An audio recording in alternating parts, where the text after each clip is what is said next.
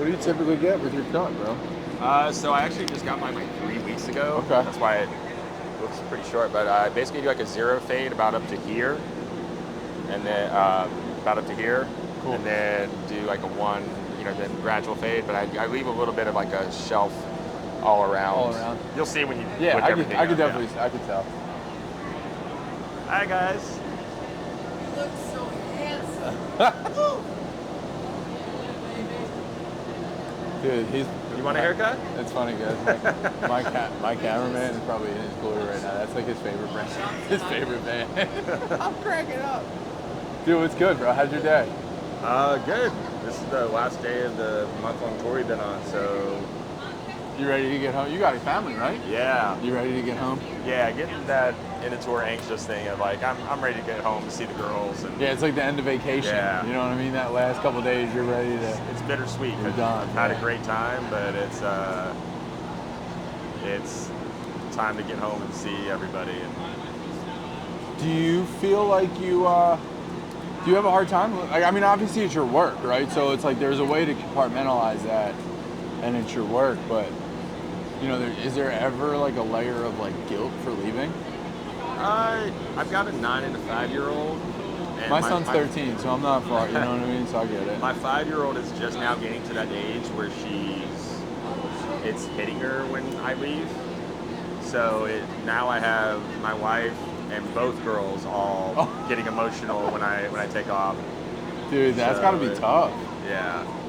So it's like, it makes leaving a little harder, but I do it for the family, so it's. Well, it's the thing. It's your income at the end of the day, Do they meet you? So I guess they're obviously pretty young. But do they meet you on the road at all, or? My youngest hasn't yet. She's gone to local shows. Remember, we played close to home, but and she'll actually on our fall tour. She's going to come out and see a show up in Boston. That's where my wife's originally from. Okay. And they're flying up to see her best friend, and so she's taking both the girls. And it just so happens to be like right when I'm in Boston. Oh, that's awesome. So she's going to get to see her first like out of town show this fall. But my youngest actually came out on tour with us for a week and rode the bus for a few nights and everything a few years ago.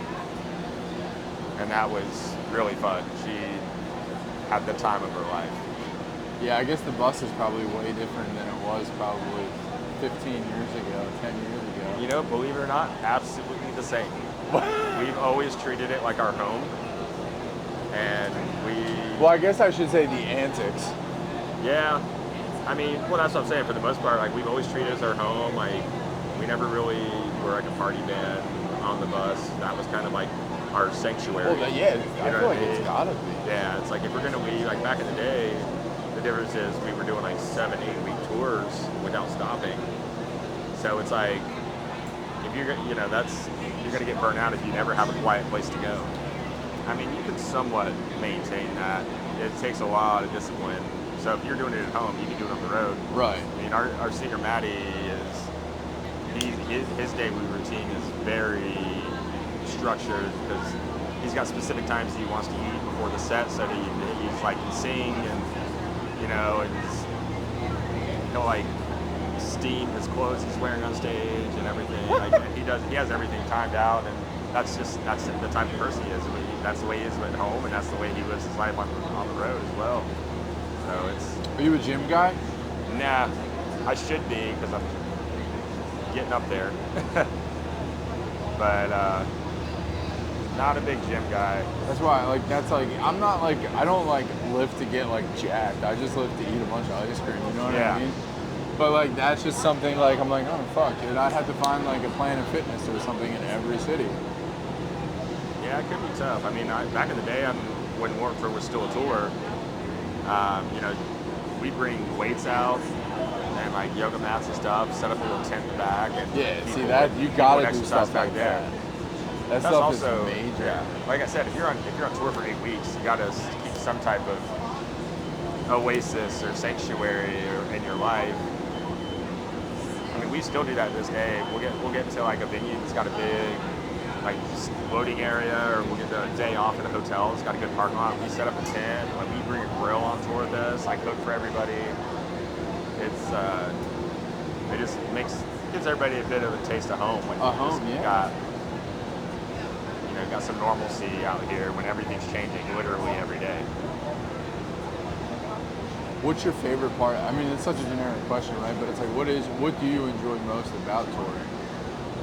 I mean, apart from the shows, I love being able to go out and find new food in cities and things like that. So dude. I'm from Philly, so like we are major food city, bro. Like, yeah. I'm an Ishkabibbles guy when it comes to food. Hell yeah, dude. Cheesesteaks. Hell yeah. You also have to put the cheese on the bottom. Any cheesesteak place that puts it on the top is a no-go for me. I'm just saying, like, that makes 0 sense. No, it makes no sense. I never understood that. Yeah, I'm whiz-wit all the way. But, yeah, finding new places to eat everywhere I go is always fun, or like a new bar to go check out. It's like a cool place, you know. That's kind of my thing on tour, is just get to experience new foods and stuff like that. It used to be, back before everything was so accessible with clothes and shopping, because we came from a small town. Yeah. Shopping was like a big thing for us, because you would encounter these stores that had stuff that nobody else had. Yeah, that's cool. But now with like online shopping and e-commerce, you know, you find pretty much anything you want, whether you're in the city or whether you are at your home. Where do you like to shop? Now I'm a pretty bad shopper. I'll buy a pair of Levi's that I wear for like 3-4 years straight, yeah. And I just wear t-shirts like pretty much non-stop. Yeah. I'm actually pretty stoked because Artist Area had Roosevelt's over there for the artists, and I love the Roosevelt button-ups. Oh, that's so sick. Yeah, so I grabbed one of those. I mainly love them because they do a lot of Star Wars stuff, and I'm just a huge Star Wars fan. So if I see anybody doing like good Star Wars designs that aren't like super blatant Star Wars, or stuff that just kind of looks like fashion, but just Star Wars really big on shirt. You know? There's like a fine line where it's like, and I feel like now we're at a time where like we're getting better at meshing the two. Yeah, I've got a few Roosevelt shirts that. Dude, honestly, even band merch now is like, dude, they're like some of this shit is like really like, damn, that should be like a clothing brand kind of thing. Like, do you you've obviously been doing music for quite some time now. So what's your view? Like, how do you feel about this whole AI movement? It's stupid. I mean, people are like, not using your brain to create is probably the worst thing you can do as an artist. And if you're using AI consistently to help you create, it's only going to water down your art. I think I heard it said best that AI has a limit because it can't look forward, it can only look back because it's built by humans. So AI can't actually create because it's being fed prompts by humans. Not at this point anyways. So AI can't actually be like you're not going to find the next like great artist in AI because it's still being fed prompts from artists. You know what I mean? Yeah. Or from artists or humans or whatever. So I still think a human can write a song better than any AI software can. I agree wholeheartedly. I heard something like, we've messed around with it just writing joke songs, and it's like our guitarists are sitting there going, there's no physical way that you could play that guitar part. Like it's like it's impossible to play because it doesn't actually know how to play guitar. It just knows how to put sounds together. Right. Yeah, it's all pretty.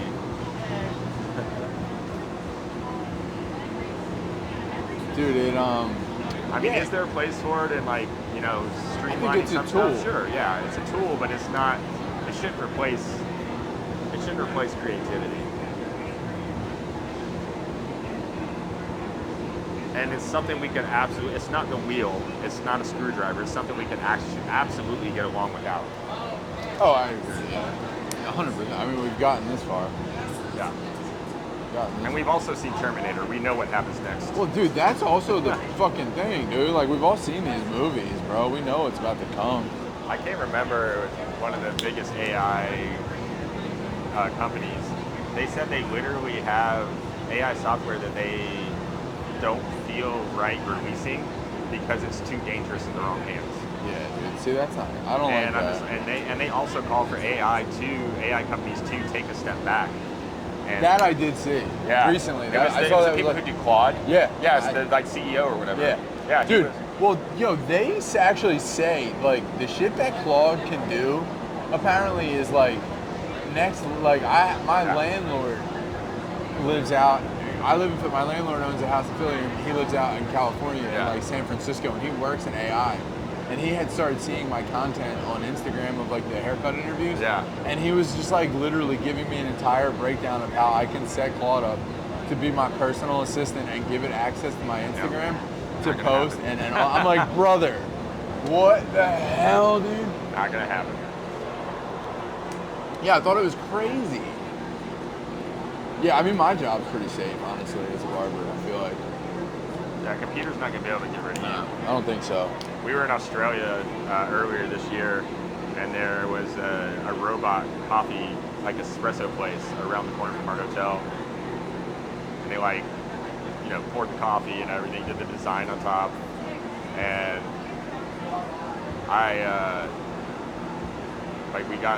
one of the guys got it. I was like, so how was it? He's like, it was terrible. Yeah, dude. Like, well, how can He's it... like, it was pretty, but the coffee was absolute garbage. I just don't know how it could be what a human does. Yeah.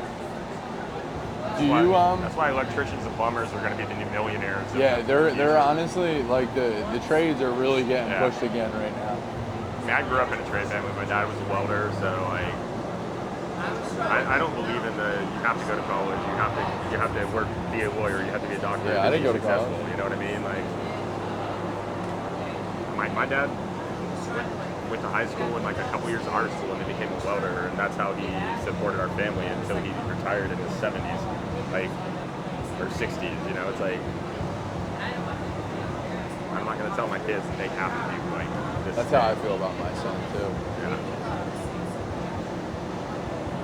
Do you do like so? I guess like you guys obviously to kind of go back for a sec to finding like a quiet space and like just kind of being able to do you while you're on tour.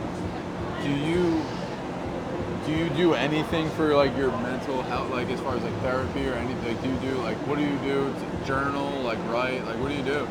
You just keep it all up there. I read on the road a lot. I always try to make sure that I just find quiet places every day where I'm away from everybody.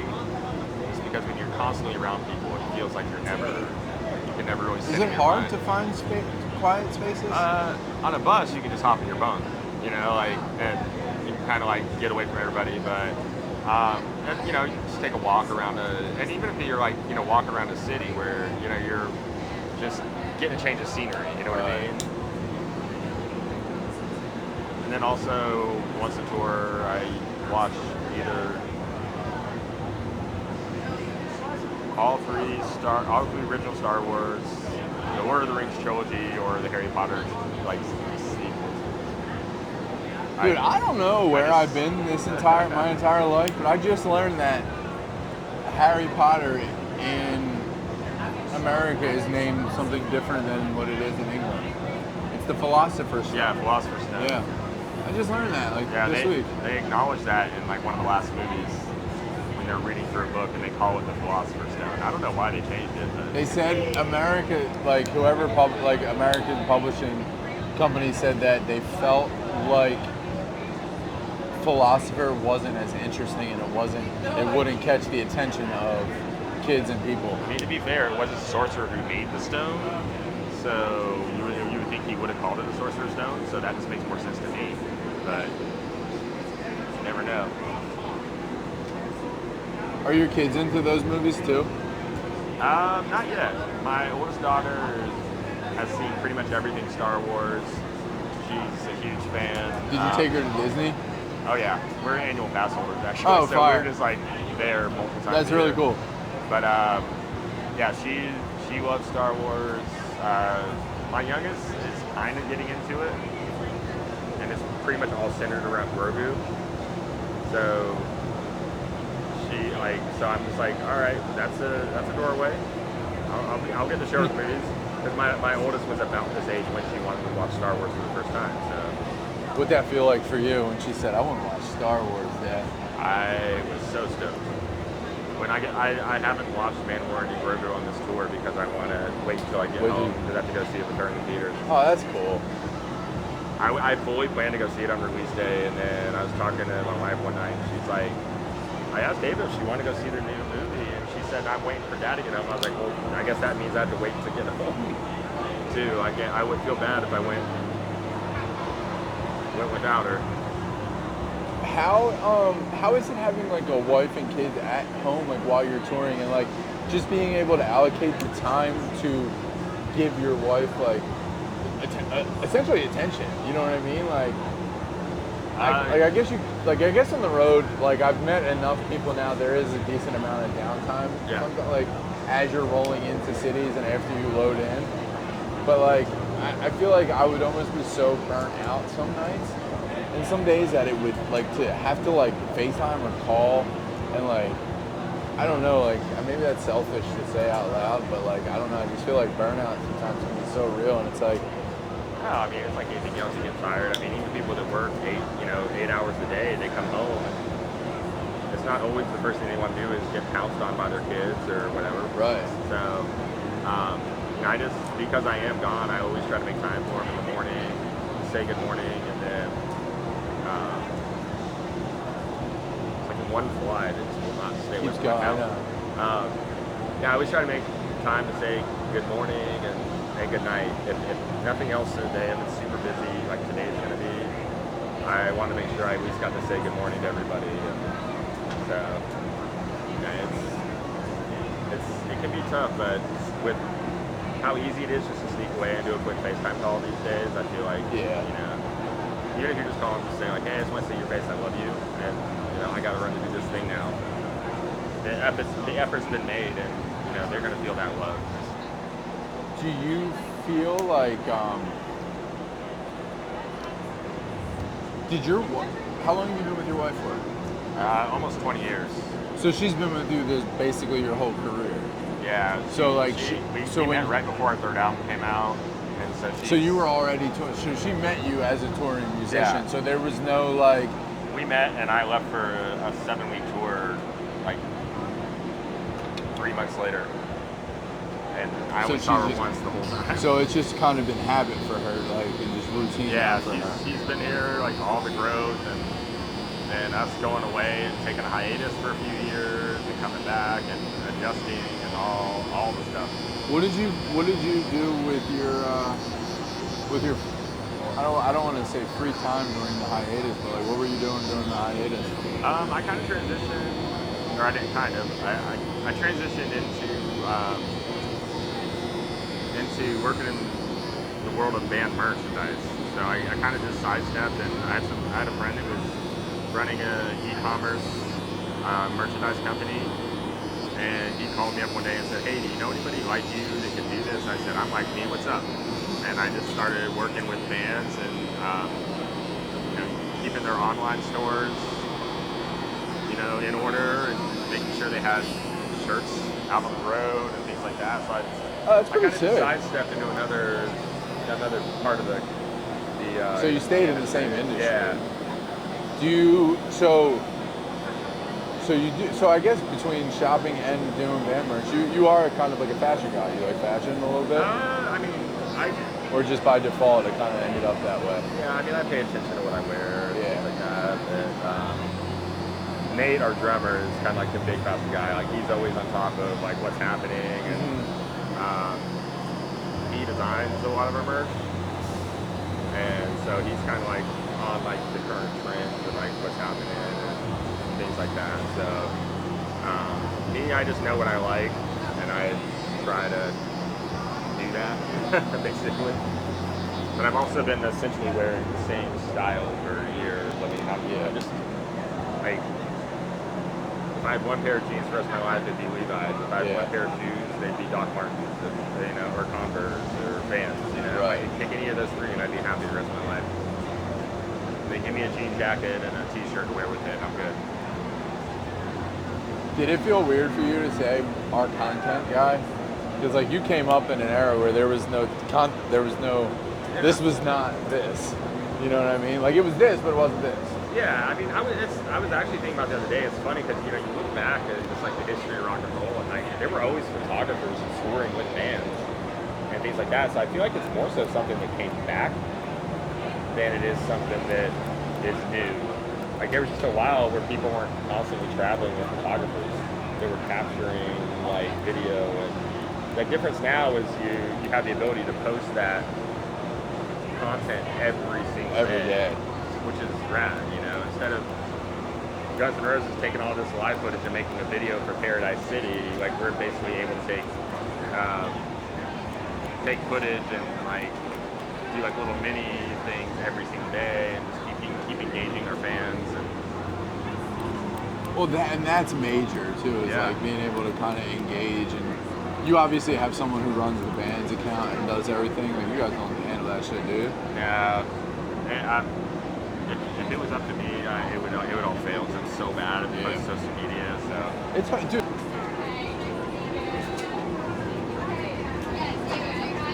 Son have any interest in going into barber school or anything? Or what's that? Your son have any interest going into like being Dude, a barber? I don't think so. He's honestly very intelligent. I don't see him. I don't know. He definitely has no interest in barbering right now. Right now, all his interest is in baseball. Okay. I'll try to be a Phillies player one day. That would be pretty cool, actually. You got a regular barber you go to at home? I did, and she moved not too long ago. So I've kind of been like in between. I've tried a couple of people out in town I haven't fully found. Where do you live? I live in St. Petersburg, Florida. Oh, dude, would you want to drive to Sarasota?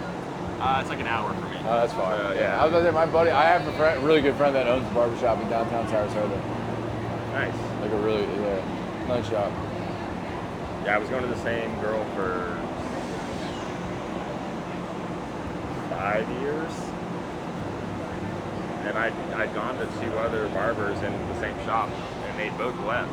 So I was kind of forced to find a new barber like every other year, essentially. Oh, God. And then when I started getting my hair cut by her, I was just like, all right, I'm sticking with you. But now she's gone, so I got to figure that out. I've also been traveling a lot this year, so I've kind of not really had to worry about getting a haircut at home. So I'm like just finding haircuts out on the road, basically. You ever got any really shitty ones on the road? Oh yeah. Actually, not so much on the road. I got a really bad one at home. I'm not gonna say the name of the shop just in case anybody watches. I'm not trying to get anybody fired, but I got a really bad one at home. And I walked out of there, and I had to go home and I cut my own hair in the mirror to fix it. Dude, you play music. That's not what you should be doing. Yeah. I cut my own hair for a long time. Like I have clippers and shears at home, but I can do an okay fade in a pinch. But yeah, I had to go home and like fix my part and like all this stuff. That's crazy, dude. That was in St. Petersburg? Yeah. Dude, I like St. Pete. They're nice down there. It's a good place. I've been there since 2008, so it's home for sure. Are you, what time are you guys going today? We are 5:59. Oh, fire. Very specific. Yeah, I know. I was looking at the thing. It was like 46, 59, 33. I don't get it because everybody's only playing like 30, 35 minutes in the earlier parts of the day. It's like, why are things hitting off by 2 minutes or 1 minute? How long did you say? I think we're 35 today. How did they space them out? Do you know? I'm not like, really sure. Do people later have longer set time? Yeah, like we played 45 minutes or 40 minutes in Orlando last year because it was closer to home for us. Yeah, later in the day, certain bands have longer sets. Gosh. And I think larger bands during the day have longer sets too, maybe. Like I can imagine Sleeping with Sirens is playing 30 35, minutes. yeah, that's what I mean.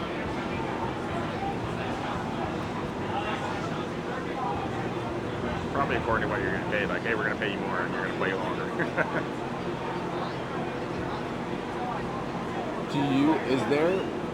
you know, it's like it's a real question, but it's like, is there like money in this industry, like for real, like especially now the state of being able to just everyone be independent and throw something on TikTok and just like like everyone just throwing it to the void. Yeah, I mean, it's just like any, you know, like forever. I mean, if you know how to function as an artist in this industry, you can make money. You can't just rely solely on your label, or they'll end up making all the money and you will make nothing. You know, you can't not put in the work and expect that everything's just going to fall into place. I mean, you still got to work hard, and things like TikTok and Instagram are just other tools that you can use to increase your presence as a band, and it is kind of crazy. It's one of the best times to be a DIY artist because of That's how I feel. The reach you have as a musician. The problem I feel like I see with it though is you could have like 1 or 2 songs go and then have like nothing in the backlog, and now you're kind of just stuck. You know what I mean? Like, yeah, you still got to be good. Yeah, you still have to be good, and you still have to be consistent. Yeah, we've got crew members that they've done on tour with like people that have like millions of followers on TikTok. They can't fill a, which that's the same way. I mean, you know, with having a big single on the radio, it doesn't mean that everybody's going to know who sings that song. Right. You know, there's a lot of bands out there. People like hear songs, go, I don't know who sings that, but I've heard this song a million times. Like I said, most of it's nothing new. It's all stuff that's always been around in the industry. It's just changed. The shape of it has changed and how those things happen, essentially. Yeah, have you seen the stuff about that band, Geese, whatever? Oh, Geese, yeah, they're an industry plant. Yeah, they're CIA, they're a PSYOP. But yeah, it turned out But it's like, it's just good TikTok marketing. And yeah, like, it turned out they had a whole marketing company behind them, planting their videos, and they're okay. Yeah, we put them on in the barbershop just out of curiosity, and it was fine. Yeah. But like, it's again just the point of like good marketing and good budgeting. Yeah. Like, I mean, the Strokes hired a publicist before they hired a manager, so yeah, dude. It's nothing new. The tools just changed. Well, and you can get things out quicker now. Yeah. Like before, if we did this, it would probably take like a week or 2, you know, maybe 3 for this to like air and get out, right? But it's like now I can fucking throw this on my laptop right now, get some of this shit cooked and put something up in the next day, you know? Yeah. Next couple hours, really, but like.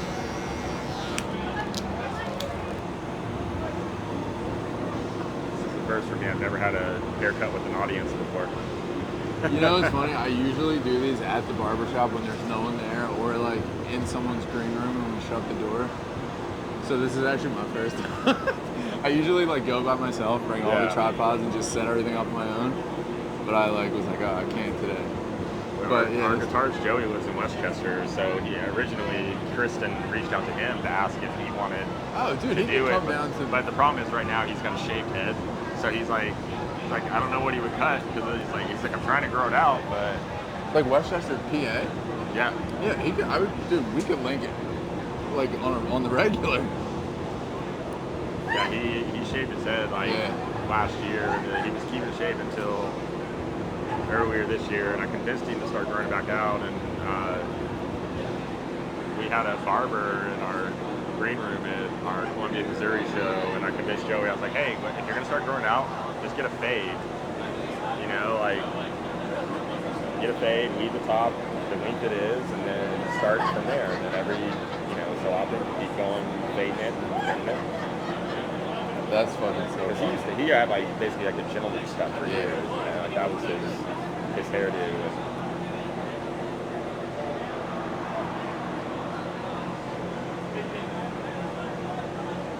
But yeah, it was still so short. It was like you could barely tell that it was even faded because it was basically just over a 1 at that point.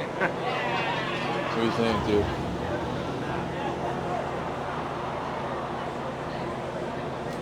Looks good. Cool? Yeah, thank you. Thank you. Appreciate you sitting down, dude, and look forward to your set. Thanks for having me, man. I'll come see you in a minute, right? Are you? My beard is terrible. Whatever, bro, I'll be right here.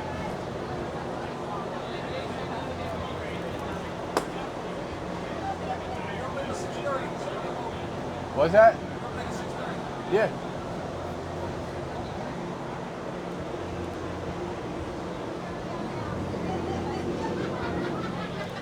Appreciate you, dude. Thank you. Absolutely.